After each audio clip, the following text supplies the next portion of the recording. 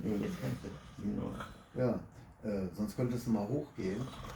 Wo? Ganz nach oben links und sagen, Sebastian, du hast Panna möchte ich sprechen. Achso, der wohnt da oben, ne? Ja. Weil ich habe seine Nummer nicht mehr, weißt du? Hast du nicht? Da schnarcht nochmal 5-mal so laut. Ja, es ist extra leise, weil ich ein Video mache. Jetzt guck!